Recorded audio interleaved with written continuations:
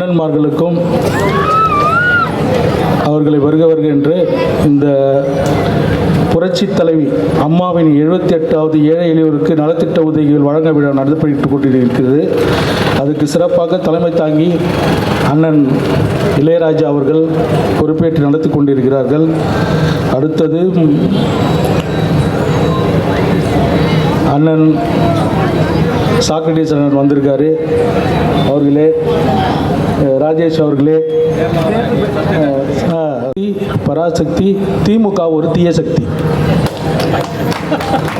என்ன திருப்பி சொல்கிறேன், ஓம் சக்தி பராசக்தி திமுக ஒரு தீய சக்தி. நம்ம ஊரில் மெயினான ஒரு இஷ்யூ ஒன்று இருக்குது. அதாவது பொல்யூஷன். உலகத்தில் CNN நியூஸில் வந்த ஒரு ஏரியானா நல்லதுக்கு இல்லை. பொல்யூஷன் பேஸ் பண்ணி நம்ம தான் ரொம்ப கீழே இருக்கோம். அதுவும் மணலி, நம்ம மணலி சார்ந்த மக்கள் எல்லோரும் தான் 4வது இடத்துல இருக்கோம். அதாவது வேர்ல்டு லெவலில். இதுக்கு எப்படி சரி பண்ணோன்னா, அதுக்காக தான் இந்த நம்மளை சுற்றி இருக்க கம்பெனிகள் எல்லாமே கவுன்சிலர்களுக்கும், இந்த திமுக கவுன்சிலர்களுக்கும், திமுக எம்எல்ஏகளுக்கும் ஒரு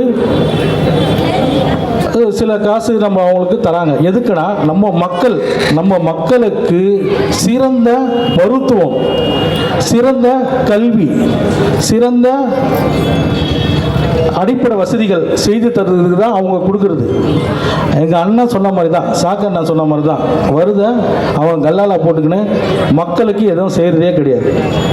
மக்களுக்கு இது வரைக்கும் எதுவும் அவங்க செய்ததும் கிடையாது. கரெக்டாக கவர்ச்சி திட்டம் மட்டும் வச்சுருப்பான். அவங்க கூட அந்த அண்ணன் சொன்ன மாதிரி தான் அல்ல சில்லக்கெல்லாம் கொஞ்சம் தெளித்து விட்டுட்டு இங்கே இருக்க மக்களுக்கு யாருக்கும் எந்த ஒரு நன்மையும் செஞ்சது கிடையாது. இது வரைக்கும் நன்மையை செய்யணும்னா நம்ம அதிமுக ஆட்சி அண்ணன் எடப்பாடியார் தலைமையில் அமைந்தால் மட்டும்தான் நம்ம ஆட்சி இங்கே நம்ம மணலி மண்டலுக்கு ஒரு திமுகவோட மேனிஃபெஸ்டோவில், திமுகவோட கொள்கையில், திமுகவோட வாக்குறுதிகளில் நம்ம தொகுதிக்கு ஒரு ஹாஸ்பிட்டல் கட்டித்தருவோன்ட்டு 5 வருஷத்துக்கு முன்னாடி அவங்களோட வாக்குறுதியில் கொடுத்துருந்தாங்க.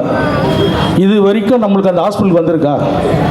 நம்மளுக்கு இங்கே இருக்க ஹாஸ்பிட்டல், ஆனால் நம்மளுக்கு அந்த சலுகை ஒரு ஹார்ட் அட்டாக் வந்தாலும் சரி, ஒரு சின்ன ஹார்ட் அட்டாக் வந்தால் கூட நம்ம ஏரியாவில் அதை ட்ரீட்மெண்ட் எடுக்க மாட்டான், உடனே எழுதி கொடுத்துருவான். நம்ம எங்கே நம்ம எல்லாம் கையில் காசை வச்சு எங்கே போவோம்? ஸ்டான்லிக்கு தான் போவோம். ஸ்டான்லிக்கு போகிறதுக்குள்ளே நம்ம போய் சேர்ந்துடும். நம்மக்கிட்ட இல்லை. அதுக்கு தான் நம்ம ஊருக்குன்னு ஒரு மருத்துவமனை கட்டித்தரன்னு அவங்களோட கவர்ச்சி திட்டங்கள்லாம் அறிவிச்சிருந்தாங்க. ஆனால் அந்த திட்டங்கள் தான் அவங்க நிறைவேற்றவே இல்லை.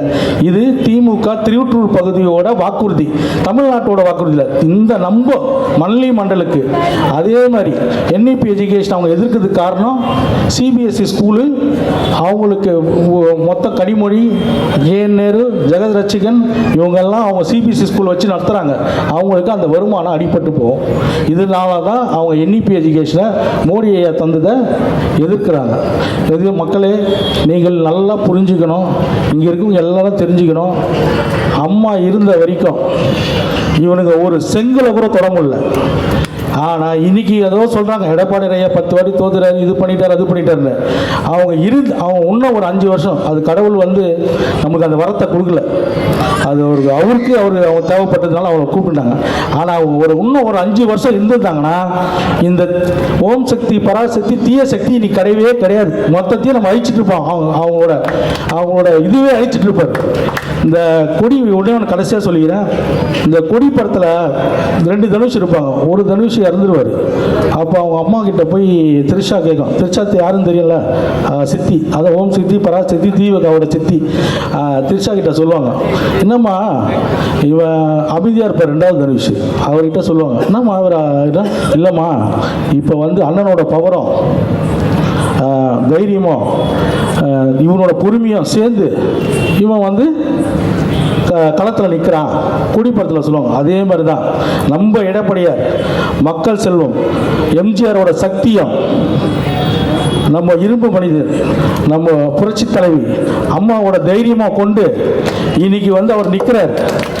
நம்ம அவரை கர்ம வீரர் காமராஜரை தோற்றுவது போல், கக்கனஜியை தோக்குவது போல் அவரை நம்ம இழந்துட்டோம்னா உங்கள் பிள்ளைங்கள் உங்களுக்கு தான் இழப்பே தவிர எடப்பாடியாருக்கு இழப்பே இல்லை.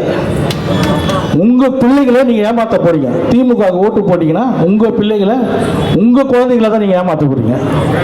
உங்கள் குழந்தைங்க நல்லா இருக்கணும்னா, வருங்கால சங்கதி நல்லா இருக்கணும்னா, மோடி ஐயா தலைமையில், நம்ம எடப்பாடியாரோட தலைமையில் இங்கே தமிழ்நாட்டில் இரட்டலையை ஜெயிக்க வச்சிங்கன்னா மக்களோட ஆட்சியாக இருக்கும் என்று இந்த வாய்ப்பினை வழங்கிய எங்கள் அண்ணன் இளையராஜா அவர்களுக்கு நன்றி தெரிவித்து வரவேற்கிறேன்.